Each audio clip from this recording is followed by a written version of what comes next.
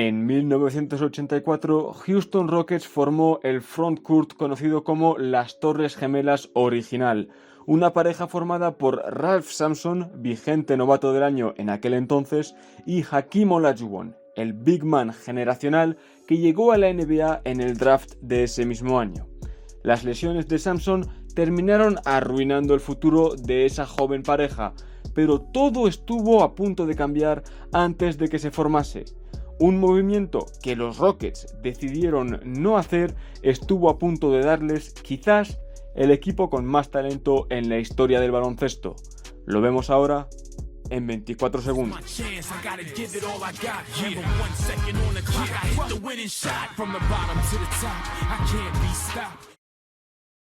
En la noche del draft de 1984, los Portland Trail Blazers, que estaban desesperados por encontrar a un big man que tomase la sucesión de Bill Walton como jugador franquicia, recordamos que en aquel entonces la filosofía NBA era que se ganaba con un gran pivot, no con jugadores exteriores, ofreció a Clyde Drexler, además de la segunda elección del draft de ese mismo año, 1984, a Houston Rockets a cambio de Ralph Sampson.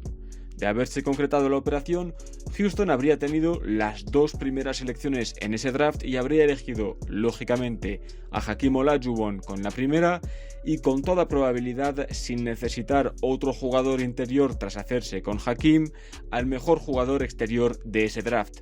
Nada más y nada menos que Don Michael Jeffrey Jordan. Imagínate unos Houston Rockets con un Clyde Drexler de 22 años y Hakeem Olajuwon y Michael Jordan con 21. ¿Qué habría sido de la NBA por los siguientes 13 años, teniendo en cuenta que Hakeem fue capaz de llevar a Houston a las finales en la segunda temporada que pasó allí y que la mejor versión de Jordan se estiró un poco más en el tiempo que la de Hakeem? Podrían, perfectamente para mí, haber sido 15 años de dominación de Houston Rockets con tres de los mejores jugadores de la historia. Porque sí, vale, Drexler no está a la altura de Jordan ni hay manera de subirlo a ese estatus, vale. Pero el ser parte de una dinastía como hipotéticamente habría sido Houston en caso de llevar a cabo la transacción, habría aumentado su estatus pese a ser claramente el tercer mejor jugador de este equipo. Piensa en el Big Three de Miami Heat a principios de la década del 2010 con esteroides y con la NBA como era en aquel momento, con mucho menos movimiento de estrellas, posiblemente no se habría roto nunca ese trío. Y de haberlo hecho, se habría roto probablemente por parte de Drexler. Es decir, habría sido Clyde Drexler el jugador que hubiese salido del equipo sin ninguna duda. Porque sí, Olajuwon y Drexler eran amigos desde sus tiempos en la Universidad de Houston, la universidad además local para la franquicia de NBA. Pero la NBA de entonces también era diferente a la de hoy, no solo en el movimiento de jugadores que ya he citado, sino que en aquel momento los que montaban los equipos eran los general managers y no los jugadores. No critico una u otra forma de hacer las cosas, simplemente resalto esa diferencia en el básquet de entonces y el de ahora. Y un GM, un general manager, se habría quedado con el mejor de los dos jugadores entre MJ y Drexler, y ese es Michael Jordan sin ningún lugar a dudas. Hay varias pequeñas preguntas sobre este hipotético trío. Obviamente no habrían crecido de la misma forma que crecieron en la NBA. Cada uno tenía en la línea temporal, digamos, que tenemos nosotros, su propia franquicia. Drexler tenía Portland Trail Blazers, que era claramente su equipo. Michael Jordan tenía claramente su equipo en Chicago Bulls.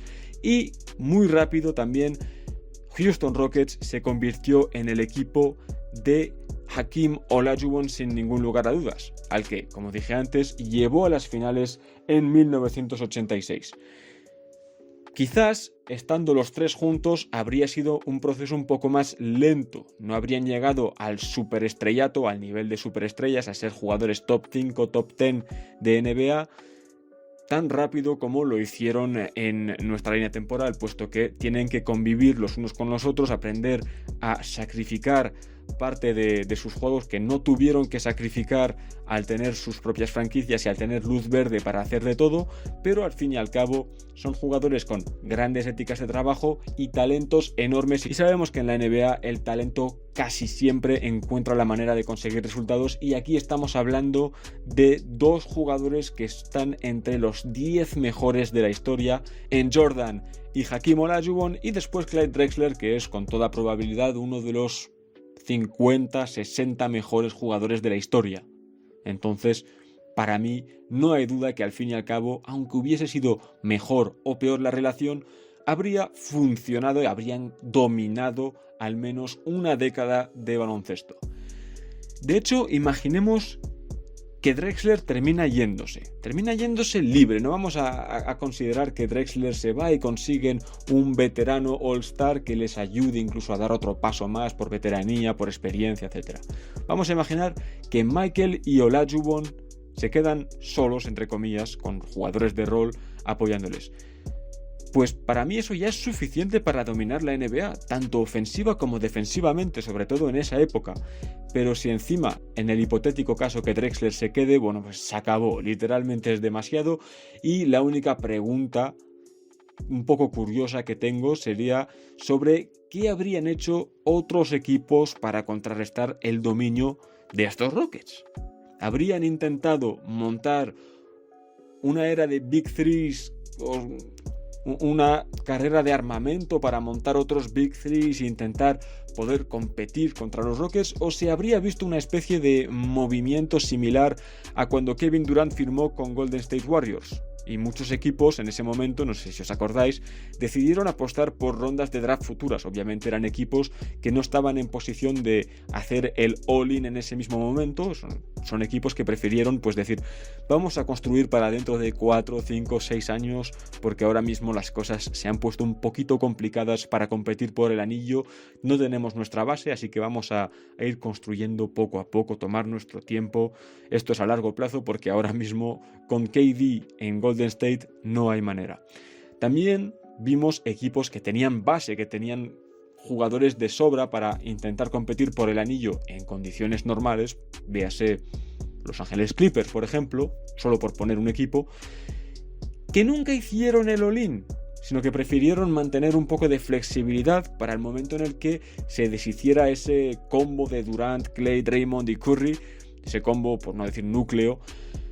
Y vimos que estas cosas pues no terminaron dando grandes resultados, puesto que los equipos que aspiran al anillo no son los equipos que estaban en ese momento en situación de tener posibilidades para hacer el all-in. De hecho, el único que recuerdo que hiciese el all-in fue Houston Rockets, que no tuvo miedo, fue a la carrera armamentística, fichó a Chris Paul y estuvo a punto de derrotarlos, por lo cual un equipo siempre es posible de vencer, siempre no hay equipo invencible en la NBA. Por lo cual no digo que estos Rockets habrían ganado 15 títulos en 15 años, pero ¿quién dice? Es mucho esto. Pero ¿quién dice que no podrían haber ganado 10 títulos juntos entre 1986, 87 y 1999, en un caso hipotético en el que Jordan no se retira porque digamos que el jugar con Olajuwon le empuja a intentar ser mejor porque tiene la competencia interna de otro jugador que es all time y que si se retira y sigue ganando el equipo podría haberse adelantado en la lista de jugadores de la historia, mientras que con Scottie Pippen pues era un enorme talento Scottie, pero no tenía ese peligro para su legado, digamos. ¿Quién dice que no podrían haber ganado 10 títulos en esas 12, 13 temporadas? Yo creo que es posible, yo creo que es muy posible. Porque ¿qué equipo puede luchar contra ellos? Y también hay otra pequeña hipotética. ¿Y si no seleccionasen a Michael Jordan? ¿Y si hubiesen elegido, porque en ese draft había 6 grandes futuras estrellas, si hubiesen elegido a cualquiera de las otras 4, puesto que Olajuwon era una? Podrían haber juntado a Charles Barkley con Clyde Drexler y con Hakeem Olajuwon desde el principio de sus carreras y podríamos tener otra visión totalmente diferente de quién es el señor Barkley.